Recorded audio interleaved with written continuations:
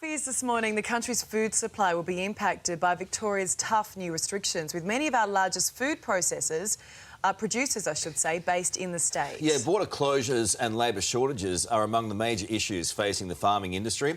For more, we're joined by the President of the Victorian Farmers Federation, David Johinke. David, good morning to you. Thank you for your time today. It looks like a stunning day in Murra. Wow.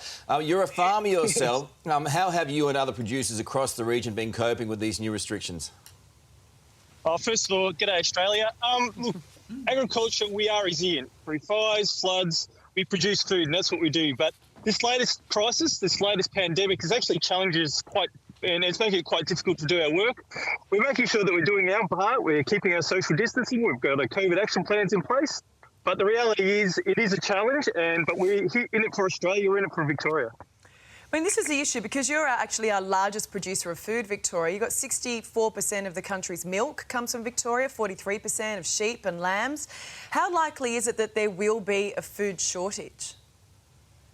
Oh, look, I'm completely confident that we've got your back. We produce, we export about 75% of what we produce. So with that 25% we have, that's for Australia.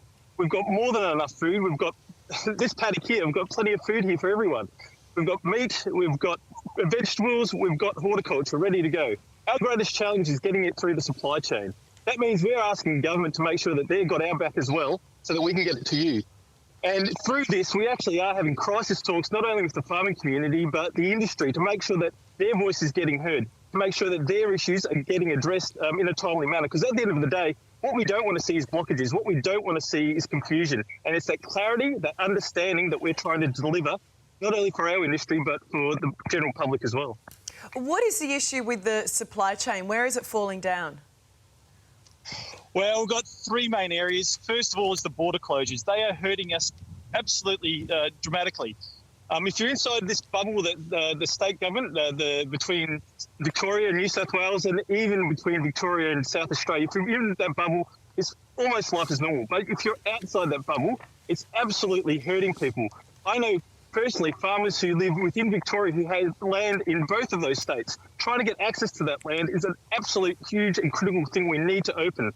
We've got animal welfare issues, we've got production issues that will occur if we can't get access to that land. So it's really baffling. I'm not sure who's in control of the border in New South Wales. It's really hard to understand that. And I've got angry farmers, absolute angry farmers who want to get access to their land over the border, simply to go to their farm to have a look. No, they don't want to socialise. They don't want to go to any of the other facilities. They just want to get to their land. They're being taxed to have that land, but they can't get access. So that frustration is boiling over in our state, and not for the fact that farmers aren't doing the right thing. What? The other part is workforce. The workforce issue is huge, and it's a part of making sure that we've got clear understanding of how we can get labour moving around the country. And then even more so than that, making sure that our food processing is operating correctly. No, I mean, here's the thing. I mean, there are a lot of Australians who live in the city who would go, they can't have any problem getting workers at the moment. Unemployment's at X%. But we know that a lot of these workers come in from New Zealand at certain times of the year. A lot of them are backpackers at certain times of the year in certain areas of agriculture. And it's a real issue trying to find people who can be employed to help you harvest food. And at the end of the day, that's the key part. We just want to be able to get access to that workforce. We're roughly down half of the backpackers that we usually have to help us, and about a third of the seasonal specific labour that we do get in as well, let alone, once again, the border restrictions making it almost impossible. It have been really hard to get that labour moving around the state. So there are opportunities in agriculture. There are opportunities to help with picking the harvest, and we are coming into the harvest season. When spring hits, we're going to be really requiring that assistance. But the worst thing that can happen is government making arbitrary laws, creating sub-states within Australia. We are all Australians, and we're just trying to make it work as a nation, not as individual states. All right, you make a compelling case, and let's hope these are just some of the issues. We'll be on it all week this week to try and help you sort through that, because it needs to be sorted. Murra, what an awful, awful part of the world.